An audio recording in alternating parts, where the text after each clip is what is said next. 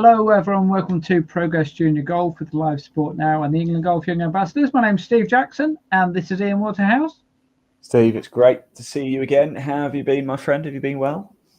Not too bad, yes. I'd like to say the weather's improving, but then the last couple of days has been pretty horrible, hasn't it? But at least we've had some golf, so yes. So it's been pretty good.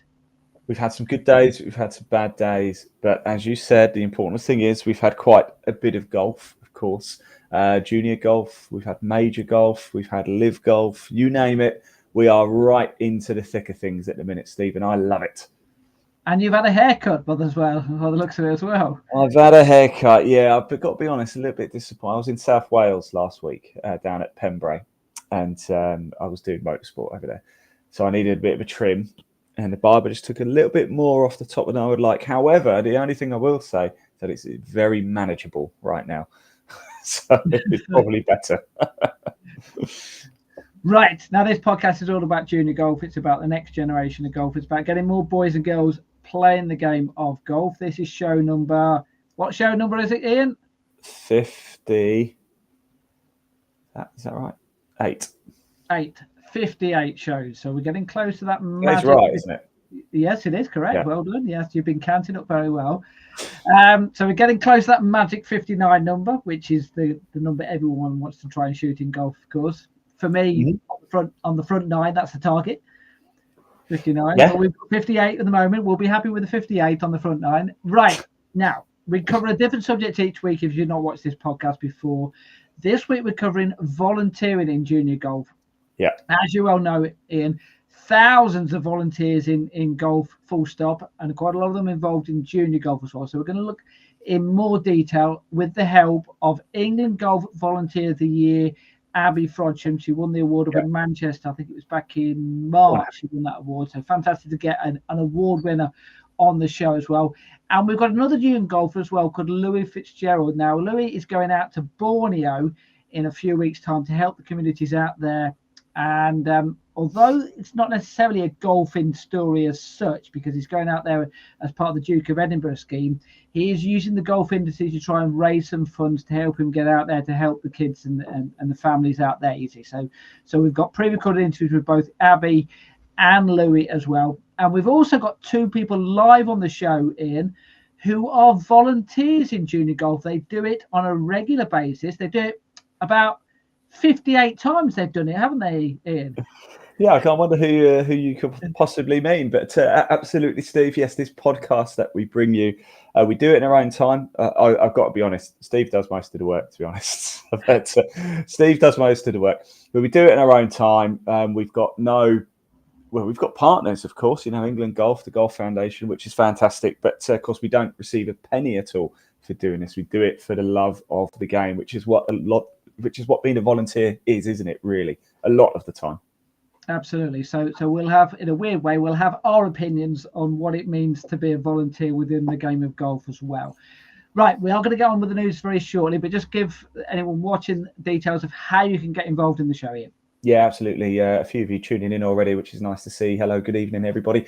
If you do want to get involved with us, you can. We do want to hear from you. This is an interactive show. It's your show, so please do get in touch with us. A couple of ways you can do it. There's a link in the body of this broadcast which says live chat is open. Click that link. It takes you straight through to the Live Sport Now YouTube channel where you can watch this and comment in the live chat section. The reason that's the best place to do it, because if you do it there, we can show your comments on the screen just so long as you keep them clean. There is a QR code just there as well. You can scan that. Again, it will take you straight through to the Live Sport Now YouTube channel. Make sure you hit subscribe as well if you're watching there, or head over there so you can watch live golf Trilby Tour coming up next month as well. And at any point, if you do want to find out more about Progress Junior Golf, you can. The website's running across the bottom just down there. So you can type that out, www.progressjuniorgolf.com. Or again, just above where the link for the live chat in the text of this. So if you're on YouTube, it's in the text. If you're on Facebook, it's in the text. If you're on Twitch, LinkedIn, it's all in the text. The link takes you straight through to Steve's website. Do check it out at some point. I really do employ it as a gold mine of information. If you're looking for a junior tournament or an event or anything that's happening in junior golf, there is no place anywhere else in the world, certainly for the UK and Ireland anyway, that you need to visit. And I'm not just saying that to blow smoke up even derriere. It really is fantastic. Nobody else has put. And again, Steve, a bit like this podcast, you don't receive any money for that, do you? You've done it all off your own back. So if I told you there were 1,500 competitions on that website, and I had to physically put every single one of them in there, the date, the venue, and everything, and you're right, no one's paid me a penny to do that kind of thing. So it's out there for people. Volunteer of the Year award. Yeah, perhaps. We'll leave that this year. Right. First things first, though. Let's do the junior golf news then. Starting off, then we'll start off with the competition, which is an adult competition actually, but it was won by a junior golfer, the Critchley Salver. So where do they play the Critchley Salver, Ian? Sunningdale. Sunningdale, exactly. So played on the old course and the new course there, and it was won by Annabelle Peaford. Now, that's only half the story, because if I told you she started her first round, this was played on the new course, started off with a bogey on the first hole, and then parred the next 4 holes. So not the greatest of starts. Then she went on a bit of a mad spree. 8 birdies and 1 eagle on the 18th hole in the next 13 holes to set a new course record on the new course of 66. So not bad going. And then going into the afternoon round, then which then switches to the old course. So therefore, she's just gone the previous 10 under par for the previous 13 holes. She starts off birdie, birdie, birdie. So for a 16-hole stretch, she was 13 under par. Do you know what, Steve? That's incredible. But doesn't that teach you something, right? The last podcast we did was on like psychology, wasn't it? Right. Yeah. Now, most very good golfers, shall we say, if they'd had like a bit of a bogey or a par start, they'd be like, okay, it's all right, but I've got no chance of shooting a mad score. If I can get under par, 1 or 2 under par, then it's a good round. It just goes to show, doesn't it, that stay in the game. A bad start or a slow start doesn't mean it's over, doesn't mean you still can't go low, doesn't mean you still can't set course record, but it's all up here. Absolutely. I think she only actually, believe it or not, won the tournament by about 2 shots in the end. So that's slow start. He played that slow start. Yeah, and actually, in a weird. Actually, by the way, after those first 3 birdies, she went par birdie. Then, so she was 4 under par on 6 after 6 holes in the second round. Obviously, a few bogeys, coming home. I think she might have even birdied the last hole as well, just to make sure, kind of thing. But I mean, what a round of golf there! And it's someone who was mentioned on a few occasions. Annabelle Peaford, a sister Emily as well. I think he may be a twin sister, 16-year-old. So certainly one to watch out for there. Right. Same with men's golf then, but once again with juniors. The Douglas Men's Senior Scratch Cup. This took place over in Ireland. This was won by Mark Gazzi, 72. So talking about the other way around, 72 with his first round. I think he was 5 shots off the pace, and then shot a 65 in his second round to win the tournament. So well done to him. The Berkshire Trophy. This is a competition whereby, have you ever been to the Berkshire? Yeah, I played the Berkshire. So have I. And actually, this is a competition which one of my friends has won. Ryan Evans won a few years ago, a tour pro now. This year, though, it was won by Freddie Turner, junior golfer. So well done to Freddie. Now, another one which is an adult competition, but once again won by junior. It's actually 2 competitions. It was the S&A Bowl, which was won by Daniel Hayes from Bramwell. He shot a 69 and then the 69, so 1 on 6 under par. But he also won the Lancashire Links Trophy, which is a combined competition of the Formby Hare, which takes place on the first day, and then the S&B Bowl on the second day. So on the back of him winning on the second day, he also won that second competition as well. Right.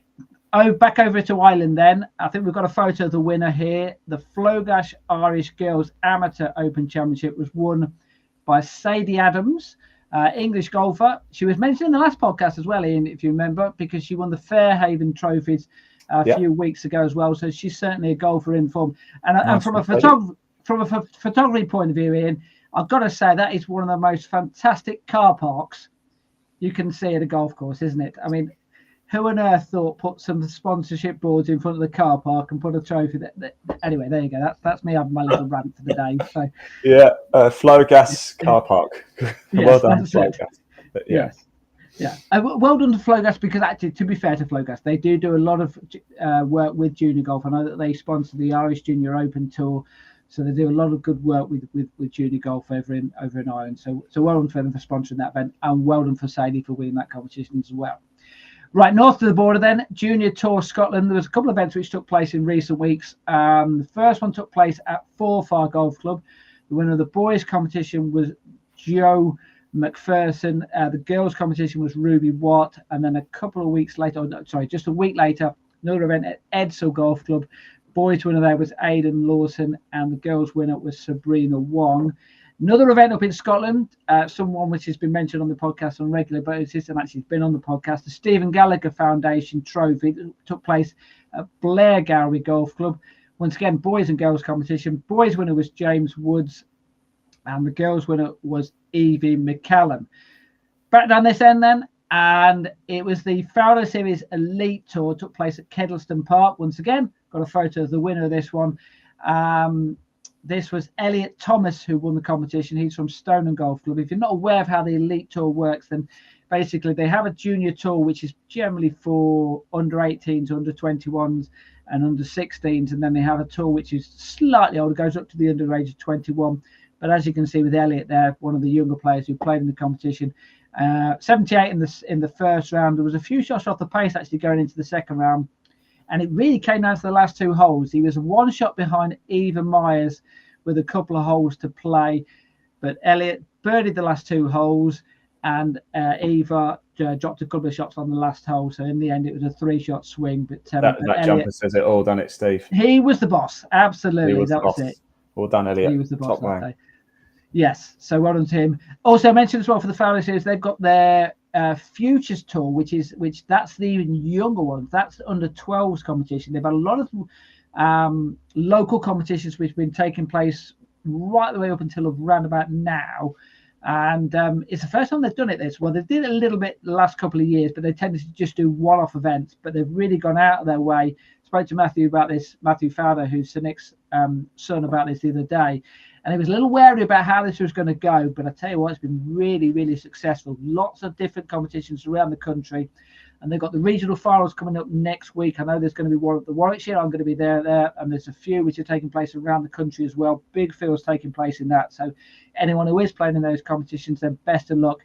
And of course, those ones at the Warwickshire, make sure that you stand in a really good spot in front of the car park, so I can get a lovely photo of the car park in the background for you there. So I just want to know, we compare pictures and see how many of the same cars are still there. That's it. Yes. Right. Just one final thing as well. The Ladies European Tour took place, had an event in Germany this last weekend, and I was watching the final round on the Sunday, and it came down to a playoff. And Emma Spitz, who's been on the show before, a friend of the podcast, whatever. She was in the playoff, and she did really well because she birdied the first playoff hole, but so did her playing partner. And then a playing partner as well birdied the second playoff as well. So Emma just missed out on her first victory on the Ladies European Tour. But I got a feeling it's not going to be very long before she does win on the tour. It's coming, so well done to Emma. Coming. Yeah, well done. Yeah, so well done to her. Right, that wraps up the junior golf news then. We're going to be talking volunteering then now on the Progress Junior Golf podcast, because it's a big subject, isn't it? Because there are so many people who do it within golf. And, we mentioned a little earlier the fact that they had an England Golf Awards. They actually had a Young Volunteer of the Year award, and they also had a Volunteer of the Year award. And earlier this week, I had a chat with Abi Frodsham, who won that award. We'll go into a few more details of what she did, but let's just go back to that week or that night and find out exactly what happened. This is what Abi's recollection of the evening when she picked up the Volunteer of the Year award.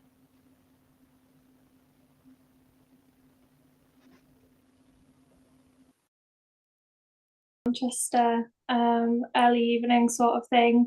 I knew that I was like in the top 3 chosen, but I didn't know I was actually going to win. So when we kind of went, we had a lovely dinner. It was great to chat and mingle with lots of people. I love like interacting and networking, so it's my favorite place to be fair. So we did a lot of that, and then obviously they go through the awards throughout the night, and it's great to hear like other people's perspectives and what they're doing and achieving, because there's so many people in golf doing amazing things. But yeah, so we got announced that I'd obviously won, So we managed to get up on stage, met by Nick Doherty, which was really cool as well. So got to meet him. He then passed me on to, I think it was the England chairman, maybe. I think he gave me the award, because it's the only one that's actually awarded by England Golf, because all the others are sponsored. So that was really cool, and got a little speech, had to answer some questions, which was a little bit nerve-wracking, but I have no idea what I said, but apparently it sounded good, so I'll take that. But yeah, it was really fun, and then we were whisked off to go and get some other interviews, and make some videos and social media things. But all I wanted really was my cheesecake, so I was a bit gutted and missed off my dessert, but I came back. So my partner sat there waiting, guarding my cheesecake so that no one would take it. But yeah, so that was really funny. But it was a really fun night. Got to meet loads of other people and friends as well. Just explain what they said to you, why you were nominated in the first place. Yeah, so why I was nominated from people at the Golf Foundation. So I was working alongside the Northwest Regional Manager, Gav Forsyth. So he's like the regional officer for the Golf Foundation. So I was working alongside him and a couple of other people on the Wirral in the Road to the Open. So it's all volunteer work, although I say it's work, it's volunteer. But yeah, so I was supporting him in leading the program. So we went into 9 schools in 7 days, and we delivered golf to as many people as we could. So most of them, it was like the first time they've ever seen golf. We'd done it in a school. So we did it inside the school setting, so like in a sports hall. So we delivered golf to over 280 young people. So that was really cool, but very hectic, as you can imagine. So yeah, it was a really great experience. And then I also do a lot of support with the Girls Golf Rocks program, that's run by the Golf Foundation and England Golf jointly. So I lead that at our golf club, which I really enjoy doing, because it's just getting other girls who have never played golf before into golf. So they do like a 6-week program. So I help deliver on that, and do some coaching support on the side of that. And we did a follow-on session and took them to the Open, took 3 groups to the Open at Royal Liverpool, which was really cool to see their experience. So we did that. And yeah, lots of other bits and pieces with our junior section as well. So yeah, I'm always doing something golf-wise, and yeah, never really stop. So that's Abby talking about when she picked up an award for the England Golf Volunteer of the Year Award. You have to say that. I mean, it's a bit cruel on her to take her away from a cheesecake, wasn't it? You couldn't take me away from cheesecake, Steve. You know, yeah. But it was waiting there when she got back, so that was okay. That's it. Yes. Got someone looking after it for her, so well done to her. Now, I mean, obviously it's great the fact that she got the award and things like that. But obviously we are going to go into a little bit more detail, the incentives and why you want to get volunteering and things like that. But in some respects, it's kind of irrelevant, the fact that she got the award, though, isn't it? Because that's not the reason why people do it, is it? No, but it's nice to know that you can be appreciated for doing nice things, isn't it? You know, I always think volunteers are, if you look at all sports, Steve, you know, volunteers essentially the lifeblood of any sport. You know, golf in particular, motorsports, another one with marshals. You know, they're not paid. Marshals don't get paid. The guys you see around Formula One circuits and bits and bobs in the orange overalls who are first on scene to respond if there's an accident, they're not paid. They're volunteers. Same in, you know, with a lot of events that we've done in golf, that you and me have done together, Steve, in golf. People are ball spotters, or, you know, gone to get scorecards at halfway huts and things like that. They're all volunteers. You know, the rules officials that we've worked with before, they've been all volunteers. They're doing it off their own back for the love of the game. And of course, you know, they don't do it for the awards. You know, Abby didn't do this. She didn't volunteer because she thought, I might get an award if I do it. She did it. this is just a nice extra little thing, isn't it? It's a bonus thing. And not only did she get an award, she got a nice cheesecake. So everybody wins that way, don't they? I mean, essentially volunteering is a great way to get free labour, isn't it? Really. But by taking advantage of something that we're passionate about and we love, but equally it's also a way for us to be involved in something that perhaps there aren't routes that we can get involved in it. It's not many people have the good fortune of being paid to work in sport. So if you love sport and you're passionate about it and you've got time, and this is the thing, if you've got time to do it, then definitely get involved. Right, let's hear about how Abi then. How did she first get involved in volunteering in junior golf? This is what she had to say.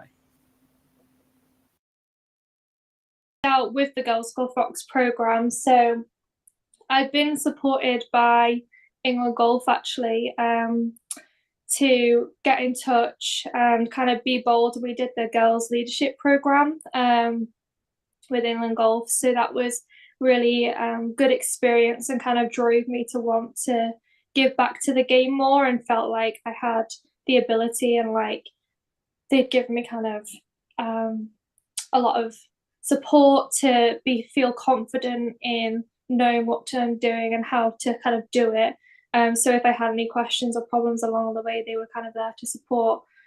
So as a 16, 17-year-old, it was hard originally to get into the golf club because I didn't want to do the programs.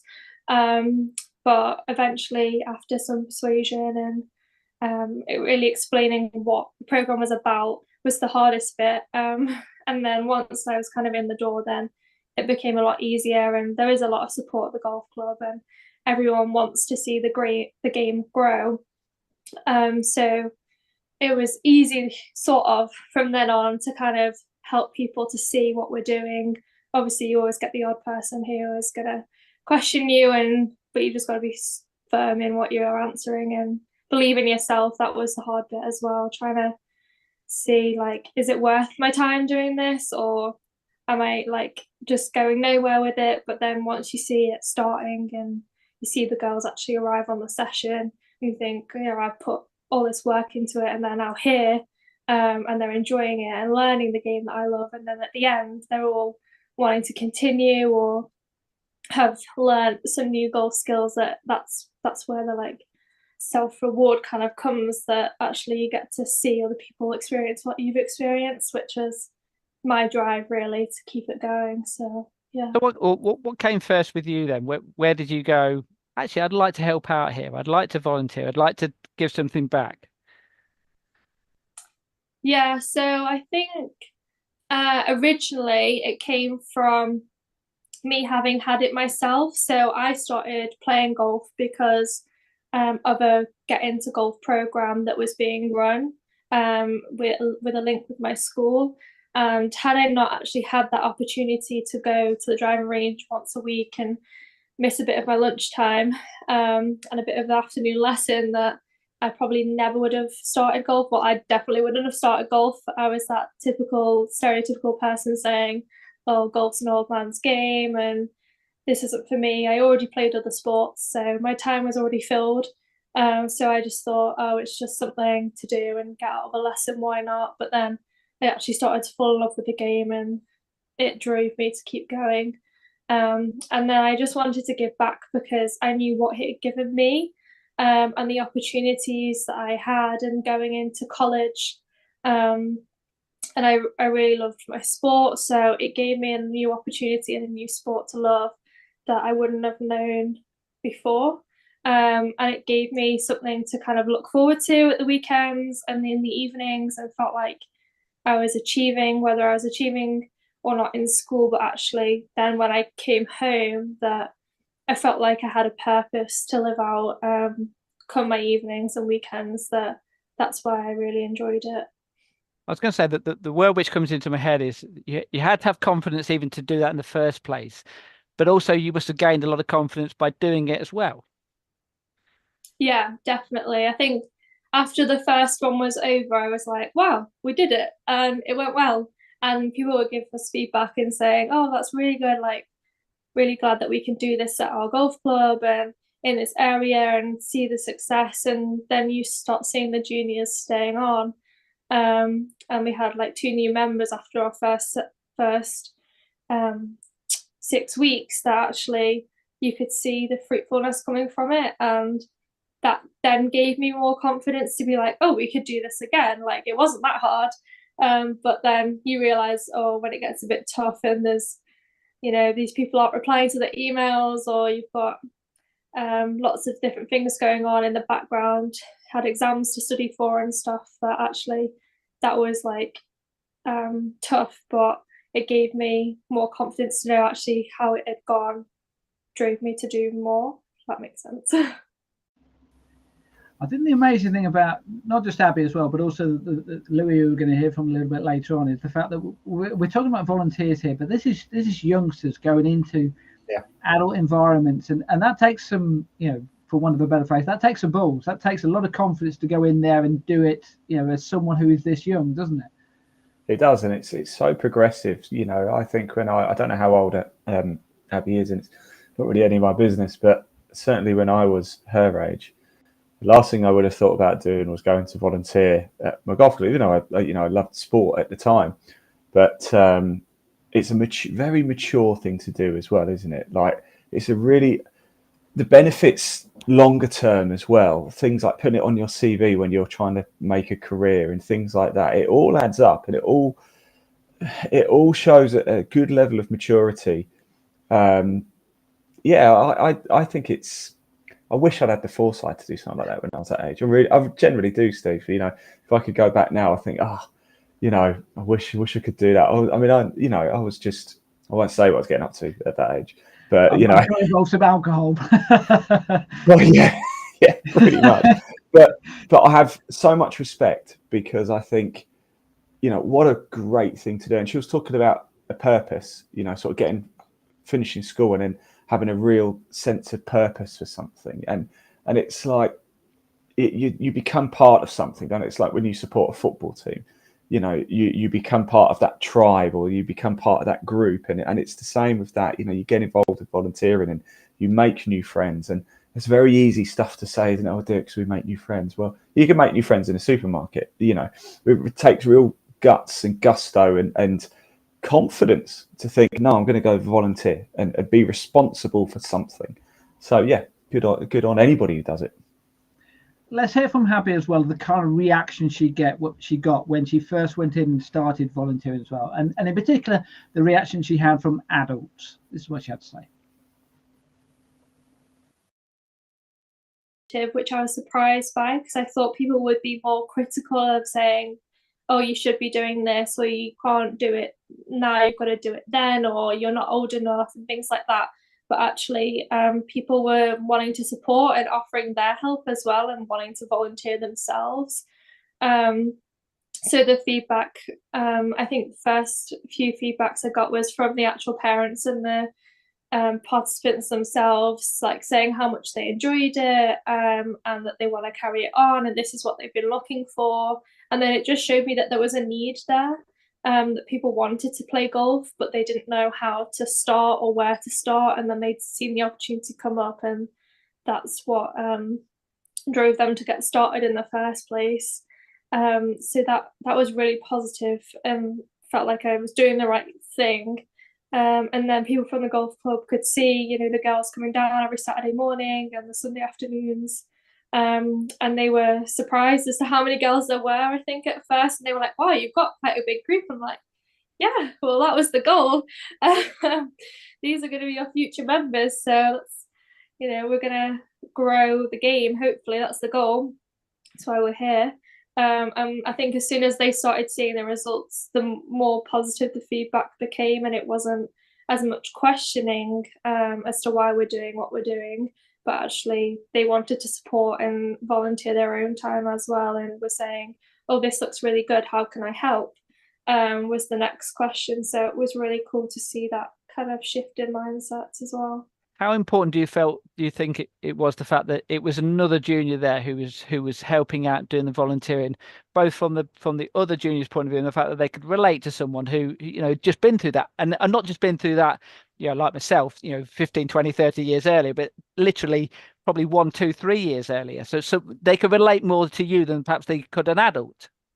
Yeah, I think I found like I built quicker relationships with the participants because I was like, oh, I did this 2 years ago. Like that was me hitting a duff shot off the tee or not able to chip the ball, but look where I am now, kind of thing. So I was able to support them and drive them in that way as well. And I think it was more relatable. So we made it was more relatable to be as well a female young person, other than like the PGA pro who was maybe 40, 50 years older than us, that actually they were able to bounce off me and we were able to create more of a like friendship as well. So it was nice to be able to say, oh, I know this person at your school, and you get to develop other friendships at the same time, which was really cool. And also they're your future players who are going to be playing alongside you, and some of them I do play alongside still now, who have stayed in the game. So it's really cool to like build friendships, and I think maybe as like an adult to a junior you wouldn't do that, but junior to a junior you can develop that friendship easier, and they can see you and are inspired by you as well because you're like on a similar path in life, or like you're just ahead of them, so they can see like, well, this is what you've done and this is where you're going and how did you manage that with schoolwork and stuff like that.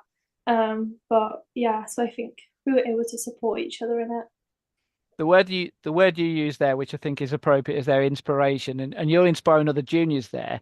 But also you must have felt as well, you mentioned a little earlier about the adults were looking at you and going, really, you got that many juniors here? You're almost inspiring other adults clubs to go, I don't know, there must have been points whereby they go, what are we doing wrong here that Abby's doing so well?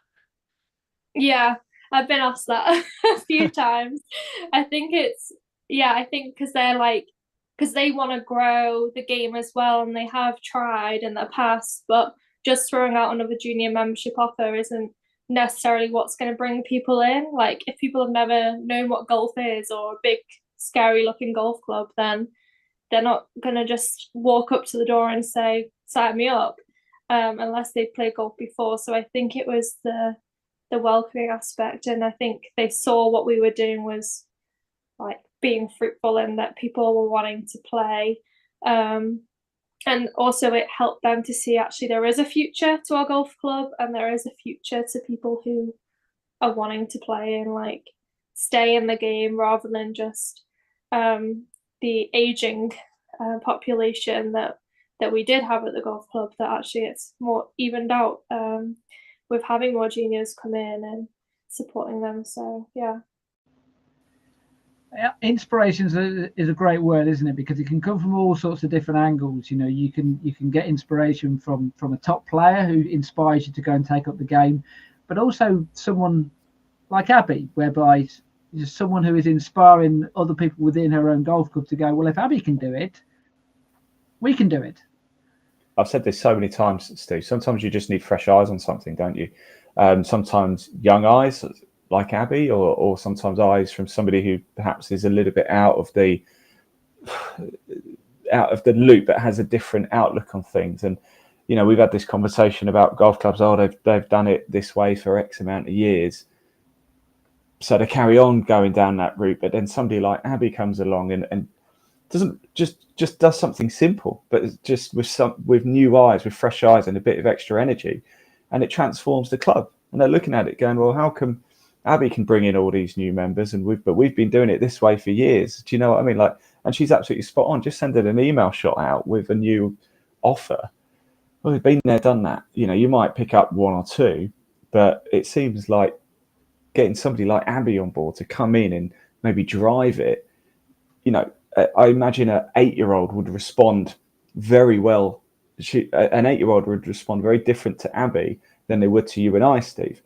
And if you wanted to sign an 8-year-old up to start playing golf, you probably got more chance with Abi going to get them to sign up than you or me, you know? So, yeah, fresh eyes. Right, now we've spoken about volunteers, obviously by definition not being paid to do the role. We will go into this. We'll ask you the same question as well. But let's go with Abi first of all. Then, what is the incentive? There's obviously no payment as an incentive. Where is the incentive for her to get involved with volunteering? That's what she had to say. Being a volunteer, because you're not there for the paycheck. You're there to see the other people enjoy what you enjoy. So that's what drove me the most. And I think volunteering, you're going to enjoy it yourself, and if you enjoy what you're volunteering in, then it's easier to volunteer. So you don't have to be paid for it, because like your reward or your payment is the other people playing and enjoying the sport that you love to play. And I think that was the main thing for me, that actually just seeing them enjoying what I enjoyed was rewarding enough. Not some award or anything like that. Obviously it's nice, but I'm not doing it for an award or a trophy. It's for the others to participate in what I'm doing. And if someone hadn't stepped out and volunteered their time in the first place, I wouldn't have been able to play. So I think that you can't run anything without volunteers, because they're like the backbone to our sport. When you look at the numbers, there's a lot of volunteers out there, and the reason they do it is because they love it.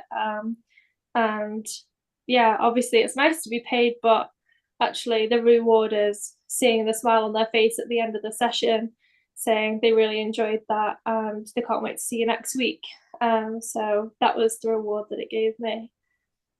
It's very interesting, actually. You may or may not be aware of this, but we've actually had your two predecessors on this podcast on previous occasions.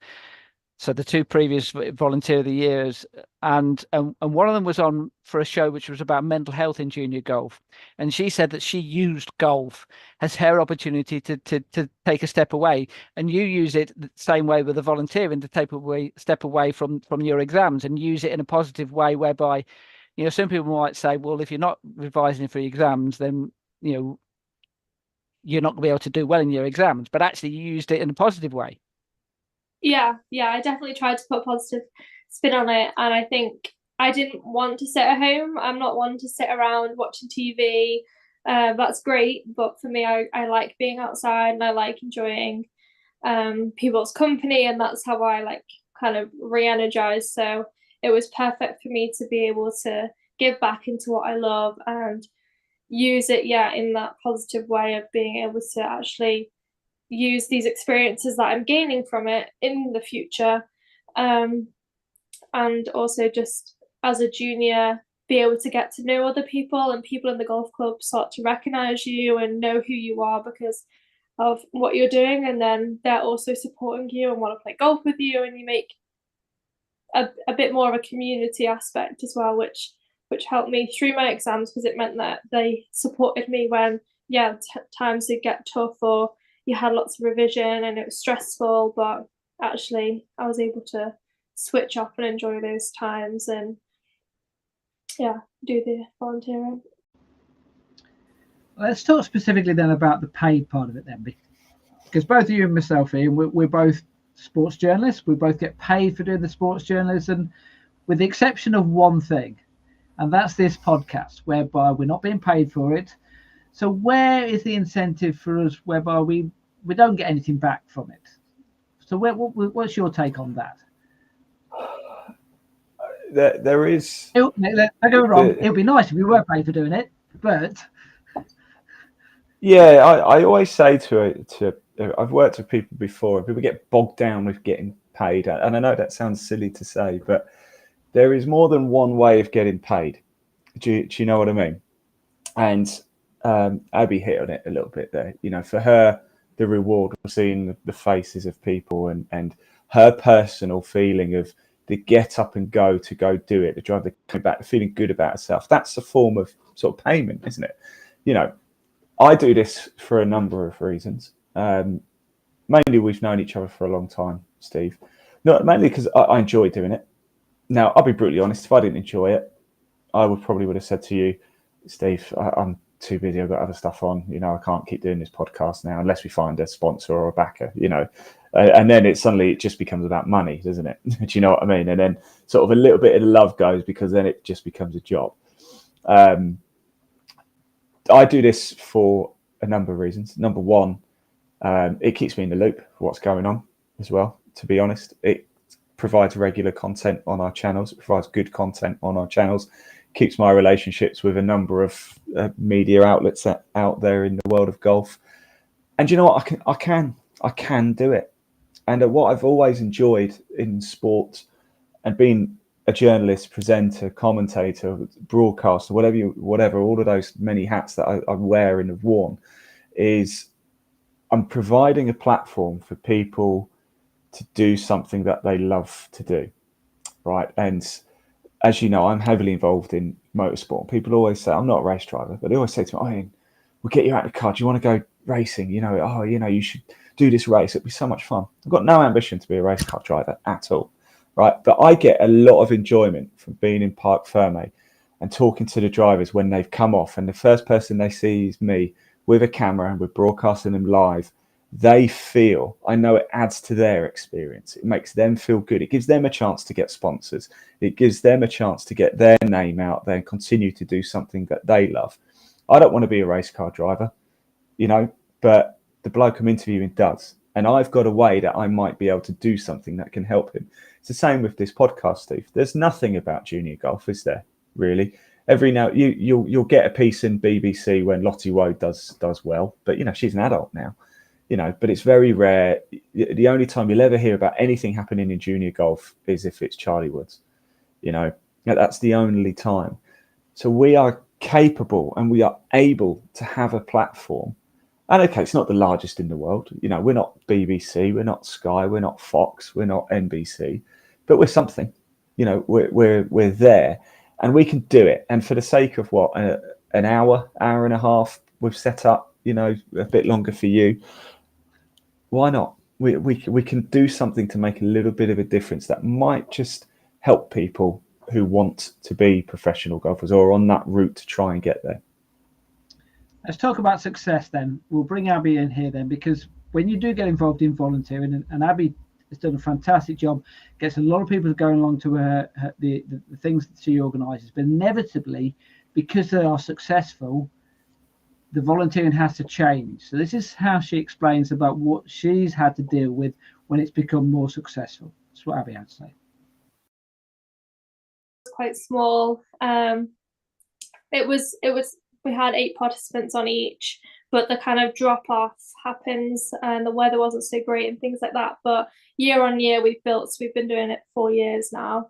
But volunteering in lots of different ways. Obviously it's not always at the golf club, but in schools as well. So, but yeah, we focus on the Girls Golf Rocks program. It's easy to say, but so we did the 8 to start with, then we increased to 12, and then we did 2 blocks. So then we had 48 and 24, and then we kind of scaled it back a little bit because then it was too many. So we did have to scale back because we had limited space and time. And yeah, things like that. But it was difficult to recruit at first, but I think once people came to one session, they then wanted to come back and help again, because it gave them like the reward of being able to see other people play. And a lot of the ladies were really keen to see the game develop. So I think it was just picking and choosing who you asked. And I think you had to be, yeah, I was quite aware of who I was asking when I asked, to try and get the best results. Go on. Sorry, I'm going to ask a really difficult question now, so I apologise for this. But when you are doing that selection process, what are you looking out for? People who are just keen, people who really want to, who you can tell when someone loves the game. And I think those get ladies and girls who attend up every week. And other juniors as well. I ended up getting on board a few of our other junior girls because they also wanted people to play with and to see the junior section grow. So they wanted to play with other girls. So in order to play with other girls, they had to help us find other girls to play. So they really enjoyed doing that as well. But it doesn't mean, you know, you don't have to commit loads and loads of time. But yeah, just the one time a week worked really well, or like one per 6 weeks. But yeah, I think it was difficult I didn't have to select people as such, because people eventually offer, kind of thing. But you do have to be aware of who you're asking and when you ask them. But yeah, I'm sure anyone else who's recruited volunteers knows all about that.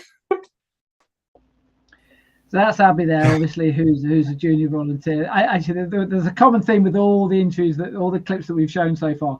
Big smile on the face, isn't it, all the way through when she's talking. It's someone who she's can brilliant, isn't she? She's absolutely brilliant. And you know what? She's absolutely spot on. There's a thing about volunteers, and it's difficult, isn't it, when she talks about recruitment, and you have to get somebody who has a certain mindset, and you can't get if you're paying somebody, right? If you're paying me, for example, Steve, if you said, right, I'm going to pay you £100 to produce this podcast for me every single week. Now, if we go out late, or we don't do it one week when we should, because we've had that a couple of times where one of us can't do it for whatever reason. But if you were paying me, you would expect, right, it's going to be that Thursday, it's going to happen that Thursday at 8 o'clock. Now, if it doesn't happen at that time, then you can turn around and go, I'm not paying you. You know, I'll go find somebody else. I'll do anything like this. When it's volunteers, it's very difficult, isn't it? Because if they're not doing what they need to do, they're volunteering for a reason. Therefore, there's a job that needs to be done, and it needs to get done. It's important, you know, certainly with juniors, because it's a lot of safeguarding, isn't it? If a responsible adult who's been DVS checked says, I'll do it, I'll go stand at the 7th green and make sure the kids are getting through okay, because there's a road right next to it, so I'll make sure they all get over the road safely. Well, if that person, it can't be bothered after an hour, think, oh, do you know what, I'm only volunteering, it doesn't matter, I'm not going to bother, I'm just going to go. Those kids still need to get over the road. Do you know what I mean? Like, so they've got to have the mindset that if you volunteer, please take it seriously. Don't just think, well, I'm not getting paid, so I'll do whatever I want. You know, I'll volunteer, but I'm not really going to do anything. I'm just here for a bit of a jolly up.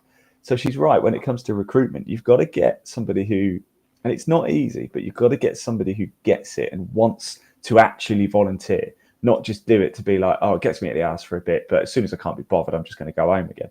You know, it's like if you commit for a round of golf, you've got to commit for that round of golf and do what you said you're going to do, you know.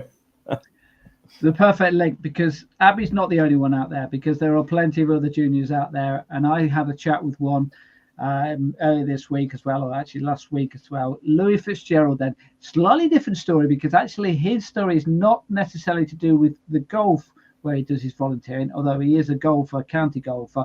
Let's hear what he had to say then about what volunteering work he is doing, or is it going to be doing in the next few weeks or so. Borneo, with all like the poorer areas of the country, and helping out with the, you know, difficult things they go through that we don't really think about. And we got into it because we were doing DOV, Duke of Edinburgh, and the teachers that were going on it that year were talking to us about it. And I don't know, me and my friends, we just got really interested. So yeah, since then, that's when we were like, okay, we want to go on that when it's our chance to go. As a youngster, as a teenager, was there any apprehension about getting involved with something like that? Well, I think I've always liked different things. I did another volunteering thing for the trip. I did a bungee jump, so I'm always want to do different things, things like that. So yeah. But having said that, Borneo is obviously, I mean, just for those who don't know, where is Borneo? It's in Asia, South Asia. Okay, so Yeah. That's a fair old long way to go to do a Yeah. volunteering trip kind of thing. I mean, it's unusual, isn't it? It has to be said. Yeah. So why? There must have been a lot of things which went into your head going, really, am I going to go that far to do something like this? Yeah. Well, I like the idea of traveling and things. I want to do that when I'm older as well. So it's like my first real experience traveling alone-ish, without my parents, and it's quite a long distance. So yeah. So when you say you're going to be volunteering out there, what do you know at this stage what you are going to be doing? Yeah, so we've got some ideas. We won't know like definitely till we get there, but things they've done in the past is like water storage systems, hospital camps, helping set them up and keep them running, schools helping out and building like the basic foundations for the schools and things like that. So it's all beneficial for like the community and things. So Well, That's cool. that's Louis there. We will move into the next clip, and we'll get your take on what he has to say first. After that, though, but that's obviously it's a golf podcast, and the story that he's doing there. He is a good golfer. He plays for his county team. So let's hear from him and find out how we got the golf industry involved in what he was trying to do as far as the volunteering is concerned. This is what he did. and I knew that I had to do something to raise the money. And we just thought, me and my mum, we thought a golf day would be good because I'm the junior captain at the golf club. And we knew people would want to play because there's been charity events before. So yeah. Name the club then. I know the club, but you name the club. Bedford and County. Okay. And so you're organising this junior golf day then. What was the process involved with that, and how did you go about trying to get people involved? So originally we obviously had to get the date in the diary pretty early, about a year before, just so it's definitely like set in stone. And then we started with all the posters and things. So I made them, and then one of my granddad's friends kindly printed them out for us so we can give them out. And then it was getting the prizes. And there were a lot of things people donated as well, so we could save money on that for the raffle and for the auction as well. So yeah. And what and how much help did you have from other volunteers? This podcast is about volunteering. How much help did you have from other people on the day? My mum helped a lot, and then my auntie and my nan helped set up when we were all playing. They helped with the raffle and things because obviously there was 88 players, so one person couldn't do it all. So yeah. And I suppose, like I say, this podcast is about volunteering. It is in, you were playing on that day. You needed help, didn't you? You needed people to help out, Yeah. and even though you were the one who put together the day, you needed a lot of help. And how important was it the fact that you could rely on those? When you were, with respect, obviously you have to rely on, you have to find people who you can Yeah. rely on. How easy or difficult was it to find people who you could say, right, I'm okay, they're going to be looking at after that side of it? Yeah, I think it was quite easy because my mum is really reliable, and obviously I've got GCSEs and things, so I couldn't put all my time in it. So she helped out a lot, and I knew that she would. So Now, the actual day, I know what the weather was Mhm. like on the day. Yeah. And it wasn't great, was it? No, it wasn't. I mean, how did that Oh. affect? I mean, did it affect the day in any way? I mean, we're trying to like say to people, even things which Yeah. can go wrong, did it affect the day? I don't think it affected it too much. I mean, a few groups did walk in because it was horrible. But I mean, after we all got in, I think the day was really good. Everything went pretty smoothly. So I think obviously better weather would have been nice, but yeah, ultimately I don't think it changed that much. I mean, as I say, I don't know whether you've got a final figure. How much did you raise from the day? We got 3,800. So yeah, it's a pretty good result. And how much is it going to cost you to go out to Borneo then? Does that cover most of the cost? So we had about 2,000 left. So obviously we got more than we needed. So with the remaining money, I'm going to take some of the juniors for a practice round at Tavistock at John O'Gaunt, and then some more of the money is going to be donated back to Cancer Research UK. Good causes all the way along then, yeah? Mm-hmm. Right, just finally then, you've not gone on the trip yet to Borneo, so obviously this podcast is going to go before you actually go. Then what are your thoughts about that trip then? How much are you looking forward to it? Yeah, I'm looking forward to it a lot. It'll be really different to here, obviously. A lot of culture changes and foods and things like that. So yeah. And you said you've done previous volunteering work before. You've been the club captain as well, which once again is a voluntary role as well. Is this something you hope to continue and do more of in the future? Yeah, I'm sure it would be. I'm sure it'll be a good experience and everything. So yeah. All right, final but first then, if there's someone out there who's watching you and thinking that I'd like to do this, how do they get involved with doing something like this? I'd just say research, obviously. Find places that you can go with. I mean, we're going with Camps International and they go to different schools and things. So obviously it was a bit easier for me. but I'm sure there's other organizations that do similar things. So it's just inspiration coming left, right, and centre, isn't it, Ian? I mean, yeah, absolutely. And that's a 16-year-old lad who's just decided he's going to go out to Borneo to help the community out there, and got the golf industry involved in his passion, which is great. The fact that they all backed him as well, isn't it? It is. Should have got his parents on to see what they think of it. I mean, obviously, I know they helped out and support, but I think his mum, when he gets on that plane, she might think, "Oh, I wish I hadn't bothered helping now." Now you go. But yeah, it is. And what a nice thing to do as well. They got too much money, so actually they're going to take the juniors to John O'Gorn and then donate what's left. That's really, again, like Abi, this guy's just got his head switched on, isn't he? You know. Right, let's hear more from Abi then, because I did have a chat with her about what Louis was doing, and in particular the bit whereby he tried to get the golf club involved and back his ideas. This is what she had to say about the kind of conversations that she had with the golf clubs when she was trying to discuss what she was hoping to organise.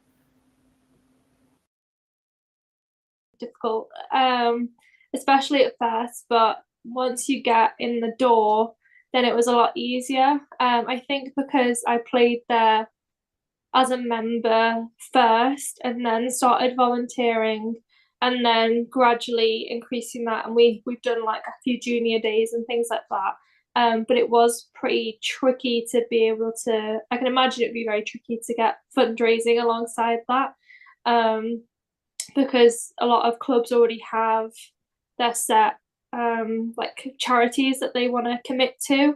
So if it doesn't link up with that, it was slightly tricky. But what we've done is link it with, like, if the ladies are supporting a particular cause that's close to someone, that you do it within the ladies section, because the golf club is split into lots of sections and committees.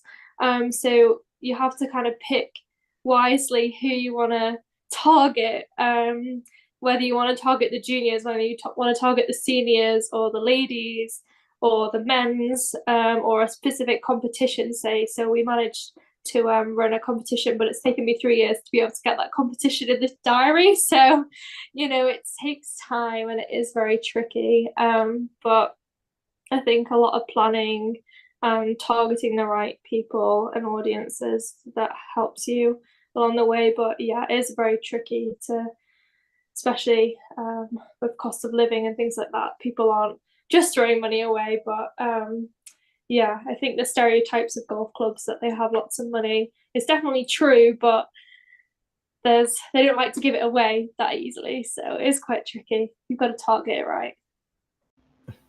Which is so spot on. Clever. Absolutely, yeah. Also, there's a common theme which comes along with this podcast that we do on a regular basis, is the fact that when we get juniors on, is how they can change minds, isn't it? Because by just having that, you know, you use the fresh ideas, that line that you said a little earlier. When you get a junior come in who can suddenly, there's golf clubs out there who could think, hold on a second here, we're being told here by a 15, 16, 17, 18-year-old what to do here, but actually they're right.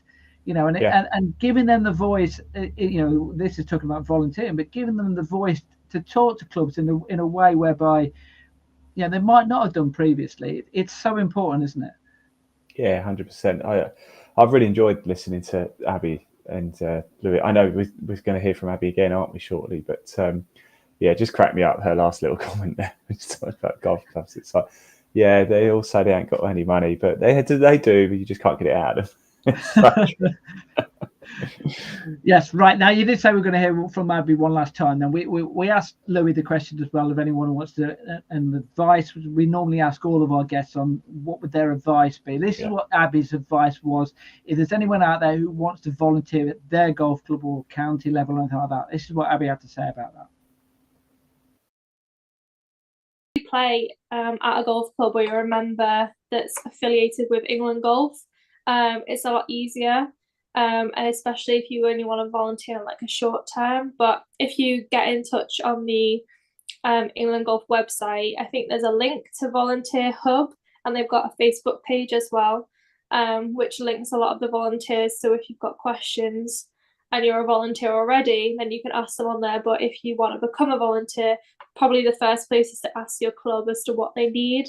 a lot of places need new junior organisers, and it's not always a one-man person to do the job. They always want support or someone to take a junior to a match somewhere or things like that. There's simple things that you can do. But obviously there is DBSs and things when you're working with juniors is the tricky one.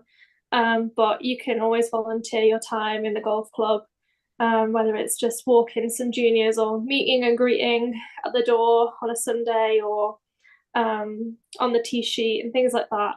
It depends on what kind of area, but if you wanted to go to coaching like I've done, definitely recommend getting in touch with England Golf on their volunteer hub page, or contact your local England Golf Northwest or whatever region you're in.